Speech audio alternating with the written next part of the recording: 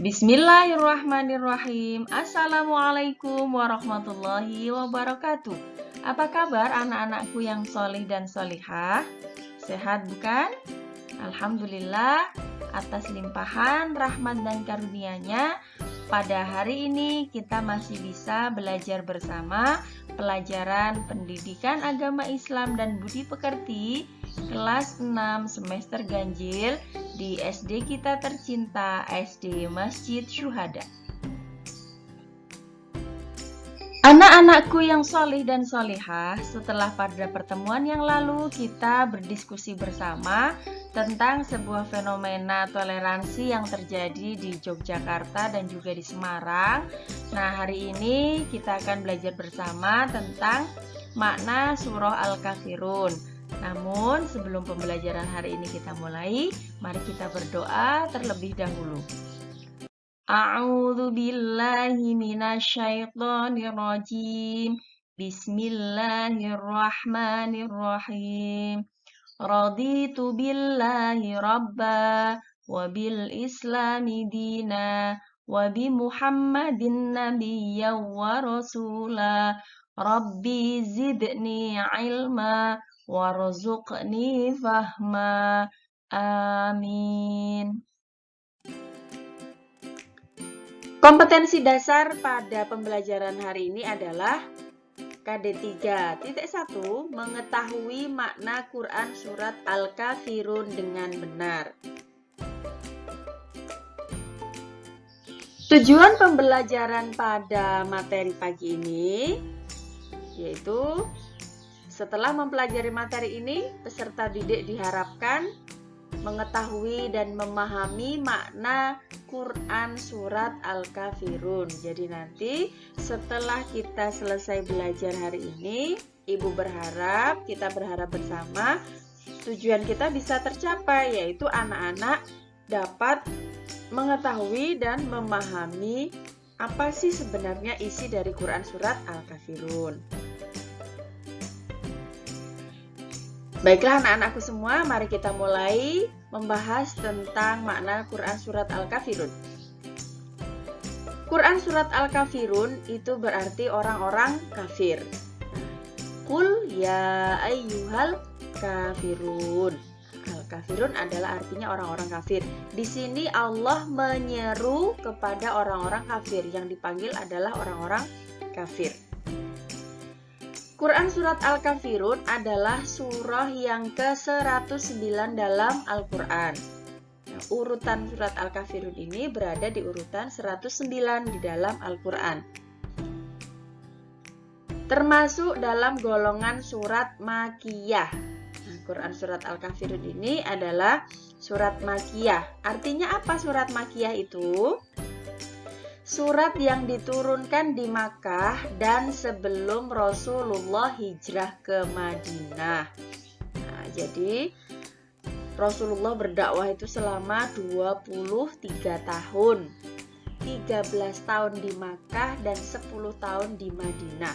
Selama 13 tahun di Makkah itu tentunya banyak sekali Quran-Quran yang turun kepada beliau. Nah, Quran yang turun kepada beliau sebelum Rasulullah hijrah berpindah ke Madinah, itu suratnya dinamakan surat Makkiyah. Salah satunya adalah Quran surat Al-Kafirun. Quran surat Al-Kafirun terdiri atas 6 ayat. Jumlahnya 6 ayat yang sudah anak-anak hafalkan kemarin. Quran surat Al-Kafirun mengisyaratkan semua harapan dan usaha orang-orang kafir di masa itu untuk menghentikan dakwah Nabi Muhammad. Jadi, dulu ketika awal-awal Islam turun, ketika awal Rasulullah berdakwah itu banyak sekali usaha-usaha untuk menggagalkan dakwah beliau. Kita tahu siapa Abu Jahal, siapa Abu Lahab. Mereka sangat keras dalam menentang dakwah Rasulullah. Semua usaha dilakukan, baik itu pembunuhan, penyiksaan, embargo. Itu semuanya dilakukan demi untuk menggagalkan dakwah beliau. Kemudian Quran Surat Al-Kafirun menerangkan bahwa Nabi Muhammad SAW tidak mau mengikuti tata cara ibadah orang-orang kafir di zamannya. Orang-orang kafir dipersilakan beribadah sesuai dengan tata caranya sendiri, dan kaum muslimin pun demikian. Kaum muslimin beribadah sesuai dengan tata cara kaum muslimin beribadah, dan mereka dipersilakan oleh Rasulullah untuk beribadah sesuai dengan ajaran dan keyakinan mereka.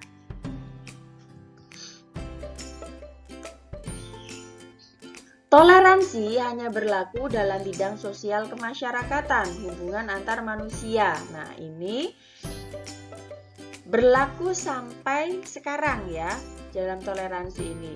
Kan kita sekarang di kehidupan nyata banyak sekali bertetangga dengan orang-orang yang tidak satu keyakinan dengan kita.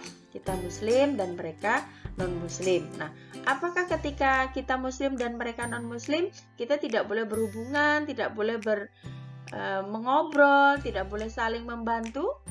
Tentu tidak. Dalam hal kemasyarakatan, dalam hal kemanusiaan, kita harus tetap berhubungan dan saling membantu.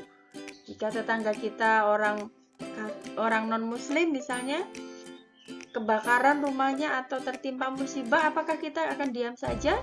Tentu tidak. Kita harus memberikan pertolongan kepada mereka. Begitupun sebaliknya. Dan kita lihat di Indonesia ini toleransi dalam hal hubungan antar manusia sangat besar sekali, dan itu dianjurkan oleh Rasulullah SAW. Kemudian kebebasan bagi siapapun untuk memeluk agama sesuai dengan keyakinannya. Nah, sampai sekarang juga kita seperti itu. Kita tidak boleh memaksakan kehendak kita kepada orang lain agar mereka mengikuti apa yang kita yakini, tidak boleh. Silakan mereka mengikuti atau memeluk apa yang menjadi keyakinan mereka, dan kita pun juga demikian.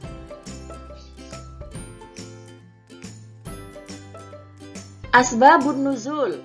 Asbabun nuzul itu adalah sebab-sebab turunnya surat Al-Kafirun. Jadi semua surat itu turun pasti ada sebabnya. Nah, sebab yang menyebabkan Quran Surat Al-Kafirun turun adalah Asbabun nuzul Quran Surat Al-Kafirun diriwayatkan oleh Abdul Razak bersumber dari Ibnu Munzir.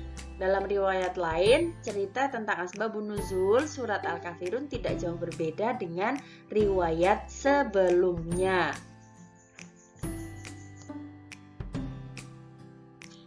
Jadi Asbabun nuzulnya itu adalah kaum kafir mengiming-imingi Nabi Muhammad SAW untuk menyembah Tuhan mereka dengan berbagai macam cara.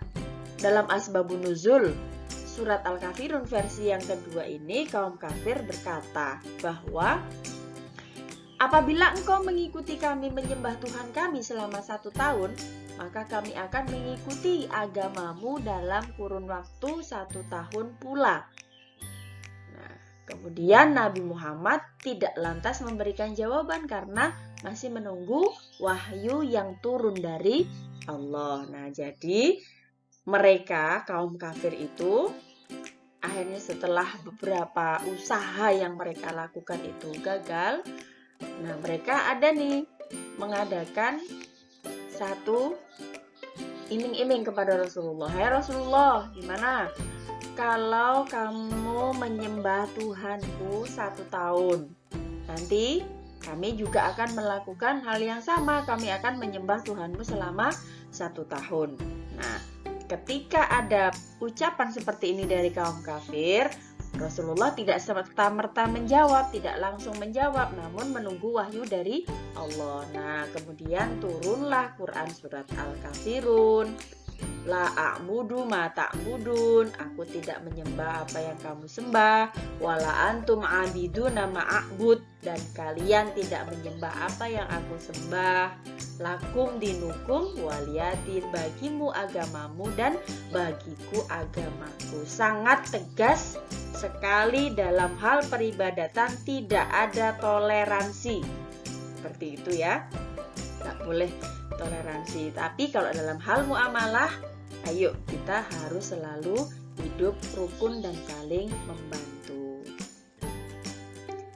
Alhamdulillahirrabbilalamin, anak-anakku sekalian, demikian tadi pembelajaran hari ini. Semoga anak-anak dapat memahami apa yang Ibu sampaikan dengan baik dan dapat menerapkan dalam kehidupan sehari-hari. Sekian dari Ibu ucapkan terima kasih. Dan mari kita akhiri dengan doa kafaratul majelis. Subhanakallahumma wa bihamdika asyhadu an la ilaha illa anta astaghfiruka wa atubu ilaik. Salam sehat, salam semangat. Ibu tutup. Wassalamualaikum warahmatullahi wabarakatuh.